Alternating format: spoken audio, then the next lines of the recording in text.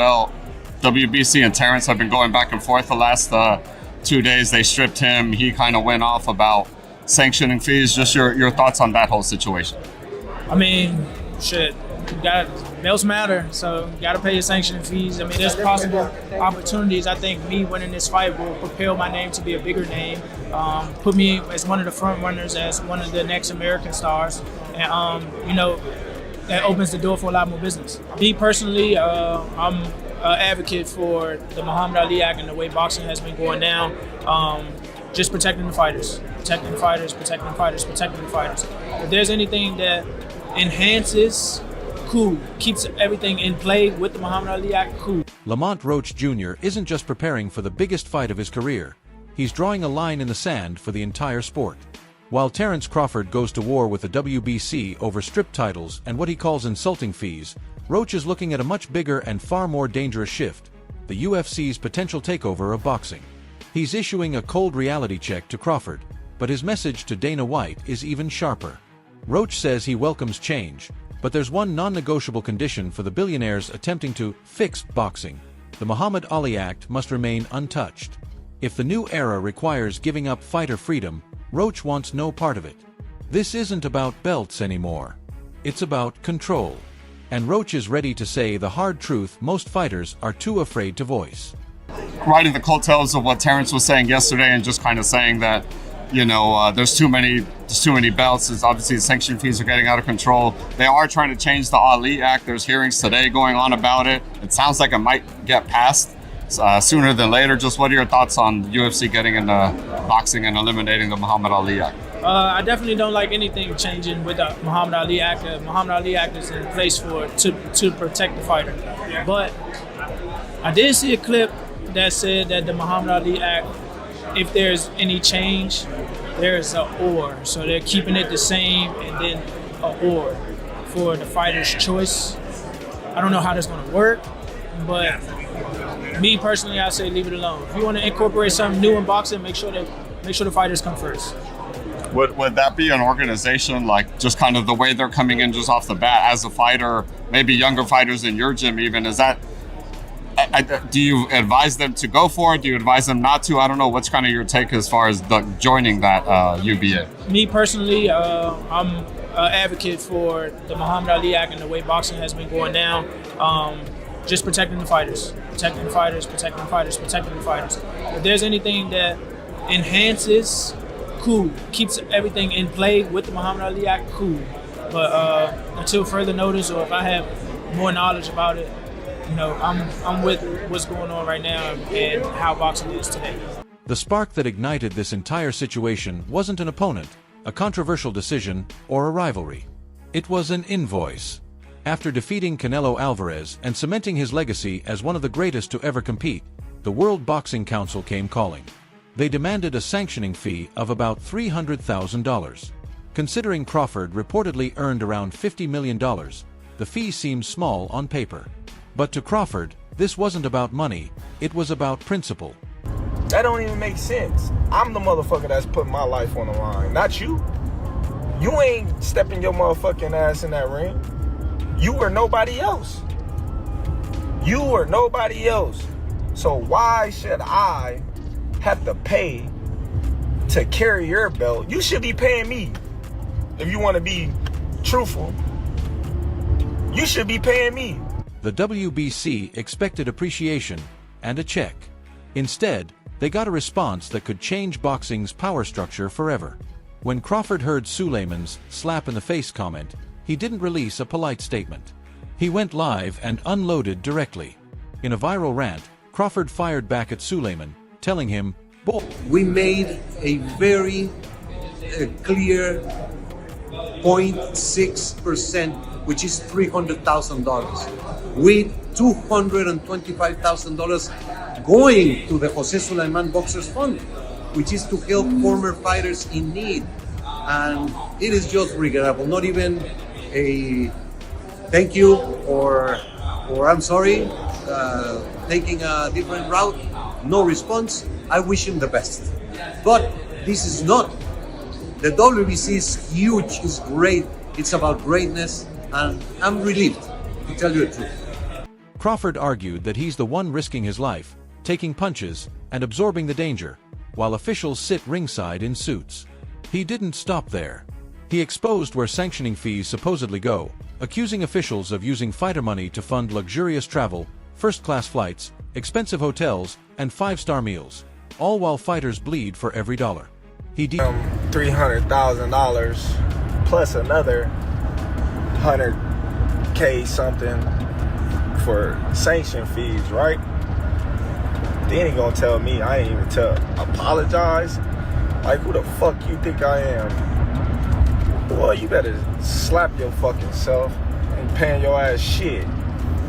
Fuck you talking about pay you $300,000. What makes you so motherfucking better than any other sanctioned bodies? Huh? Answer that question. What makes you better than the WBO, the IBF, or the WBA? Everybody accepted what I was giving them. But you, the WBC, think that you better than everybody, don't you? So since you, the WBC, and you got the fucking green belt, which don't mean fucking shit. The fucking real belt is the ring belt, which is free. While Crawford is burning bridges, WBA super featherweight champion Lamont Roach Jr. is offering a colder, more calculated perspective.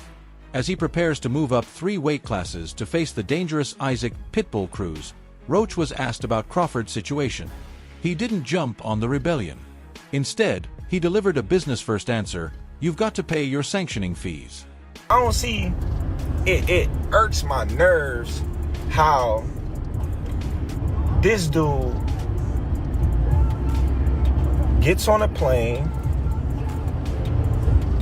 gets a hotel suite,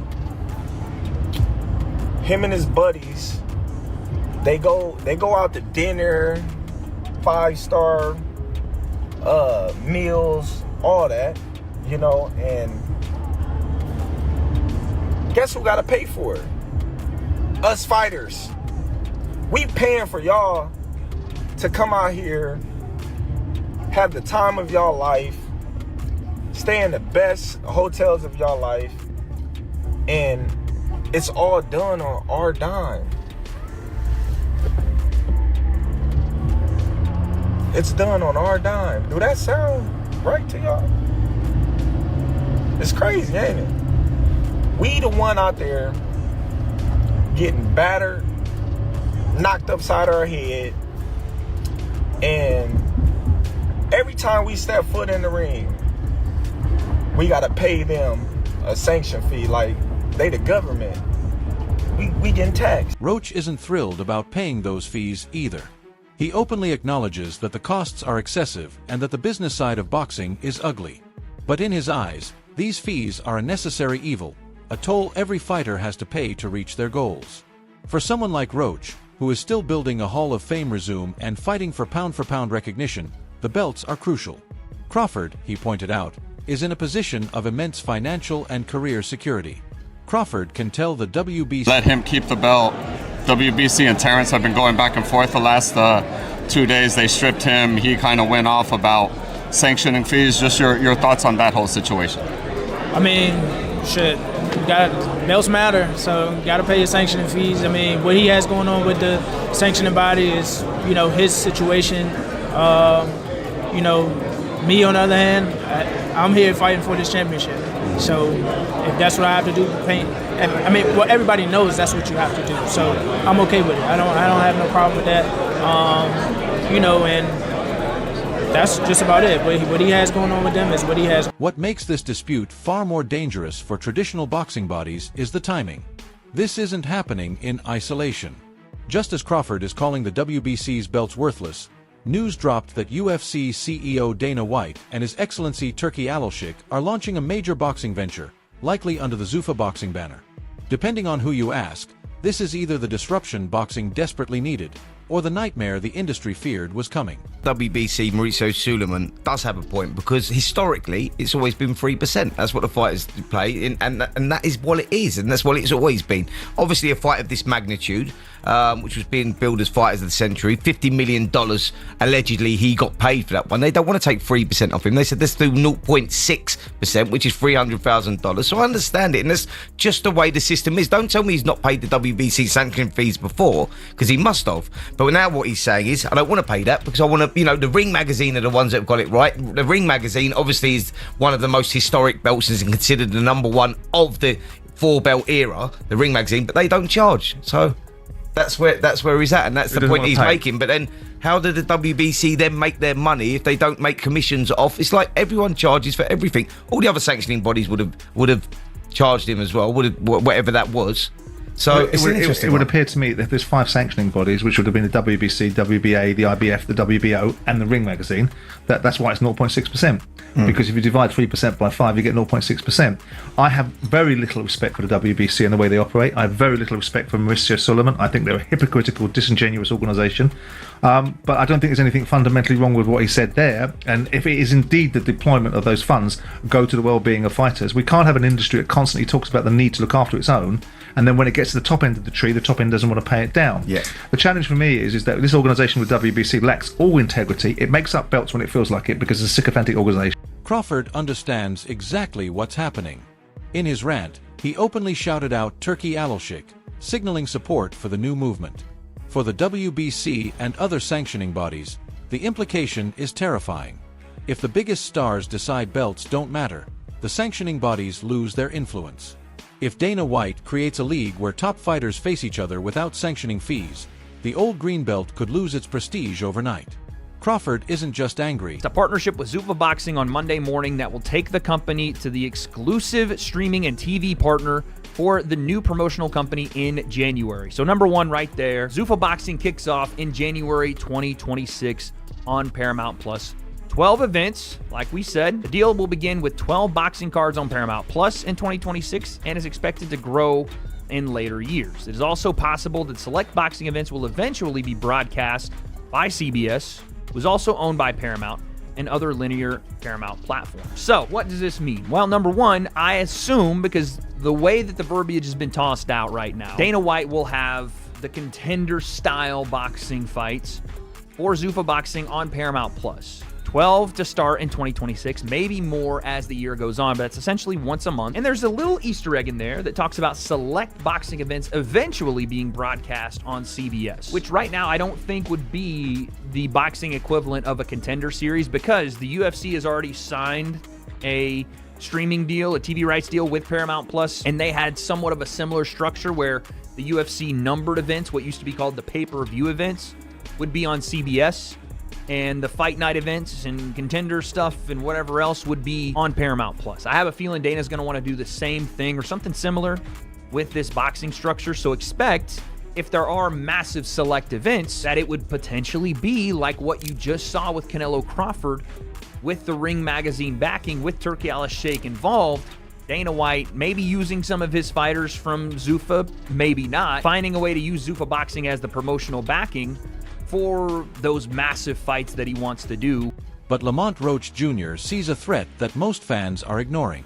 While people celebrate the idea of better matchmaking and fewer fees, Roach brought up the Muhammad Ali Act, a law designed to protect boxers from exploitation and prevent promoters from owning fighters like assets. Roach warned that if boxing adopts the UFC model entirely, fighters could lose the independence that separates boxing from MMA. His stance is simple: innovation is welcome, but fighter protection must come first. He's wary of replacing corrupt sanctioning bodies. Turkey, I hope y'all get that done, man. I hope y'all get that done so we can all see, people face like this guy, go away from boxing, because they ruin the sport with all these antics that they do. They got they ranking systems when people be mandatories for years, like Benavidez. They don't strip these fighters, but I give credit to the IBF. They stripped me. They ain't even give me time. They stripped me, pop me, even though I wasn't, coming back down the weight. But they handled their business. They did what they were supposed to do. What frustrates Roach more than the fees is the hypocrisy surrounding integrity. While the WBC was quick to strip Crawford over money, Roach pointed out how lenient they are with actual cheaters. He referenced Subriel Matias, who tested positive for a banned substance but received only a suspension. No permanent stripping, no ban. To Roach, this proves the sport's priorities are twisted. You can endanger an opponent with illegal substances and get a slap on the wrist, but refuse to pay the organization its percentage, and you're instantly stripped. It echoes Crawford's argument: the bodies care more about income than fighter safety. And the brand, all the things I liked about boxing and all the things I didn't like about boxing. I want to get in there and start putting together fights with not only up-and-coming guys and people that we think could be future stars, but it's sort of morphing into also putting on fights with some of the biggest stars in the world. Sure. I talked about how Zuffa Boxing is only going to recognize Ring Magazine belts on this show as the championship. But I think about baseball, right? You have AAA, and then you have the major leagues. And I know you're very into the development of fighters. That's what you really geek out on your contender series, right? So while I love the fact that you're not recognizing the sanctioning bodies, just the Ring Magazine belt as the world championship. But in AAA, you do have a national championship, right? And then it's not the World Series, but is there going to be a Zuffa belt where the winner of the Zuffa belt has a springboard into Riyadh season and a championship fight, a Ring Magazine fight? You and I have never talked about this, but the answer is yes. Right, of course. What will happen. Of course, yeah. Right now, boxing is at a historic crossroads. On one side is Terence Crawford, a legend who just proved that his name outweighs any belt. He's showing fighters that the power lies with the athlete, not the organizations. On the other side is Lamont Roach Jr., a disciplined professional who understands that until the system truly changes, fighters have to navigate the game to reach the rewards. Belt, and then there will be a ring belt. And yes, I will not recognize any of the other sanctioning bodies.